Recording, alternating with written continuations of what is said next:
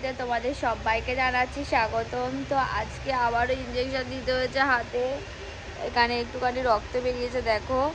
তো হাতটা খুব ব্যথা হয়েছে।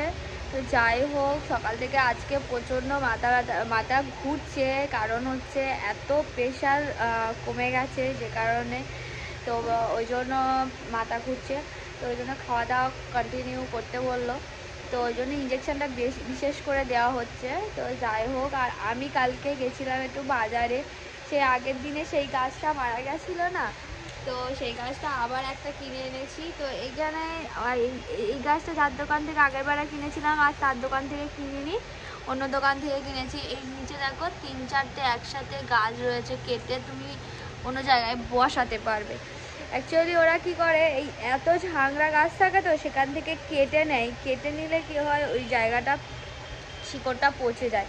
তো এবারে ভুল আর করিনি, একেবারে ওপরে ঘরের ভিতর রাখছি না, কারণ এখানে দুদিন থাক, বেশি করে জল দিয়ে শিশির পড়ুক, একটু ভালো করে একটু সূর্যের আলো সব কিছু পাক, 2-3 দিন থাকবে বাইরে, তারপরে ঘরের ভিতর রাখবো।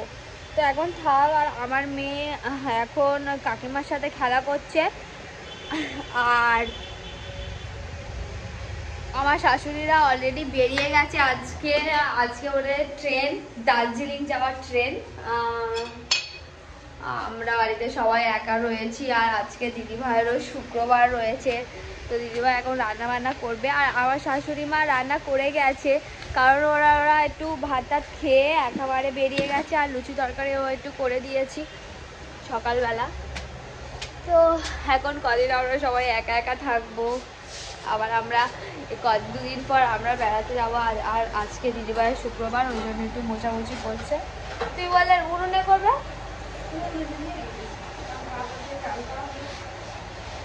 তো দিদিভাই এখন কাজ করছে, আর আমি আমার মেয়ের জন্য একটু ডাল সিদ্ধ করে নিই।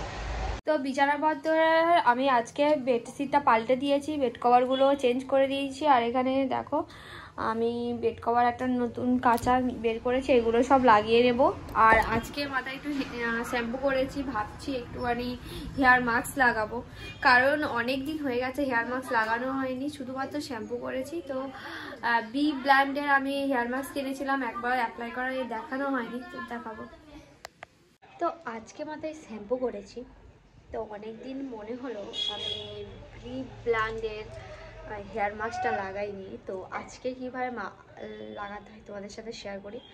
তো লাগাতে হয় অনেকেই জানেন, নতুন করে কীভাবে লাগাতে হয় এটা বলার কোনো প্রয়োজন নেই, অনেকে অনেক রকমের কমেন্ট করতে পারে, বাট আজকে মনে হলো তোমাদের সাথে একটু শেয়ার করি আমি কীভাবে অ্যাপ্লাই করি। ইদানিং মানে আমি যখন অ্যাপ্লাই করি তখন কেউ আমাকে লাগিয়ে দেয়, এই প্রথমবার আমি একাই লাগাবো। তো এটা শুকনো চুল, একটু হালকা শুকনো চুলে লাগাতে হবে, চুলটাকে ভালো করে ওয়াশ করতে হবে প্রথমে, কোনো কন্ডিশনার দেওয়া চলবে না, ভালো করে ওয়াশ করতে হবে। ওয়াশ করার পর চুলটা হালকা শুকনো থাকবে, আর পুরো শুকনো হয়ে গেছে, কারণ আমি প্ল্যানিং ছিল না অ্যাকচুয়ালি। তো যাই হোক, তো এখন আমার চুল শুকিয়ে গেছে, আমার ব্রাশ আছে, বাট আজকে আর ব্রাশে দেবো না, হাতেই কাজ চালিয়ে। আর কালকে একটা জায়গায় যাওয়ার প্রোগ্রামও রয়েছে, কারণে ভাবলাম লাগিনি, এরকম করে নিয়ে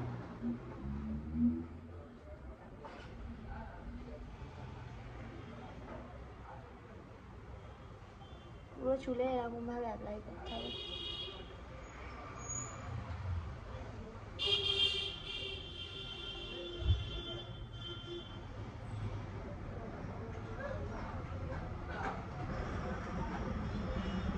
কেউ দিয়ে দিলে তো খুবই ভালো হয়, তো বাট আজকে আমার বাড়িতে তো কেউ নেই, চুল তো প্রচণ্ড উঠছে,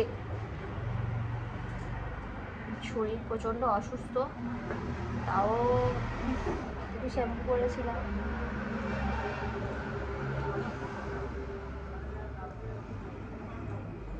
এটা পাট পাট করে দিলে ভালো।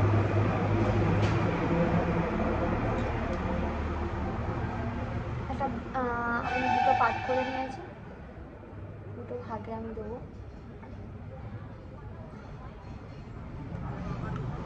এটা স্ক্যাল্পে দিলে কোনো সমস্যা আপাতত হয় না। হেয়ার মাস্ক যতটা অ্যাভয়েড করা যায় ততটাই ভালো আর কি। আর যাদের সিরিয়াসলি বলছি আমি আমার মধ্যে একদম ড্রাই ড্যামেজ চুল, তো তাদেরকে বলবো গাইস অবশ্যই তোমরা কিন্তু হেয়ারটাকে ভালো করে ওয়াশ করে দেবে।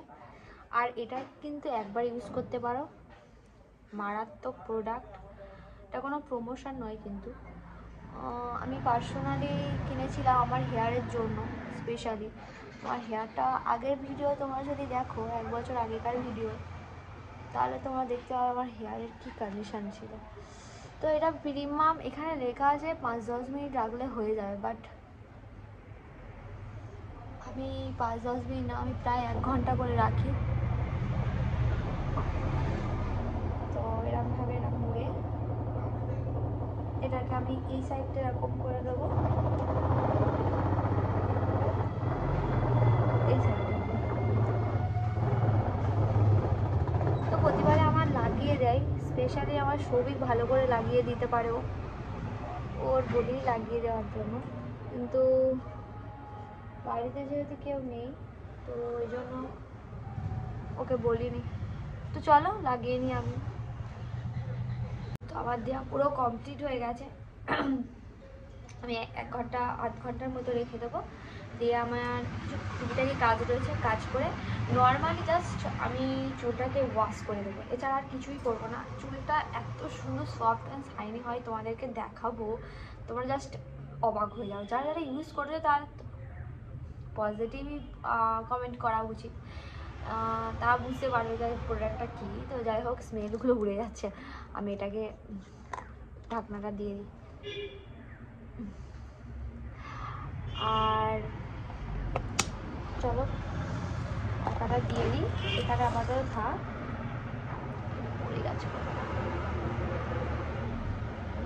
যাই হোক, আমি ধুয়ে তোমাদের সাথে আসছি। তো আমি এখন ইঞ্জেকশন নিতে যাচ্ছি, বাড়িতে কেউ নেই, আমার মেয়েকে রেখে যাব, তো কাকিমাও নেই, কেউ নেই, তো ওকে নিয়ে আমি যাচ্ছি, দেখি কি হয় আবার নিয়ে। চলো যাওয়া যাক। চলে এসেছি।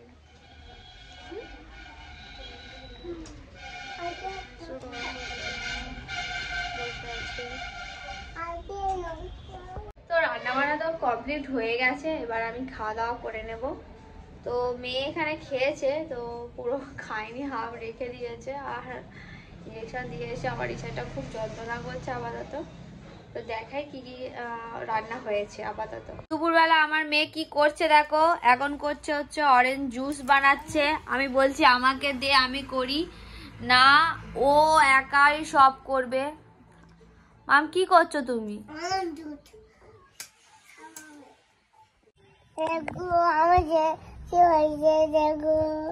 দেখো আমাদের জুস পুরো রেডি হয়ে গেছে, এবারে কিন্তু আর মাম খাবে।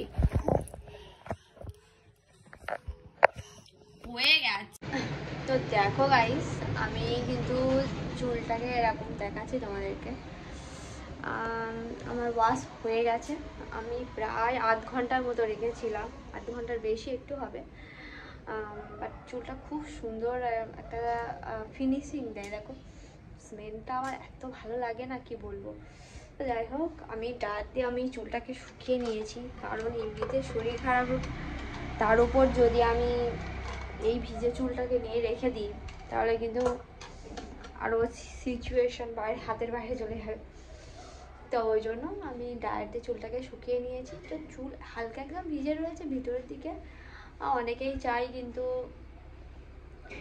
ভেজালেও তাও কিন্তু রোদে বসে শুকানোটা প্রেফার করে, সেটা ভালো। কিন্তু এতবেলা এই শীতকালে চুলটা যদি ধুয়েছি তো ঠান্ডা লেগে যাবে, তো সবসময় একটু ড্রায়ার দিয়ে ব্যবহার করা মাঝে মাঝে উচিত।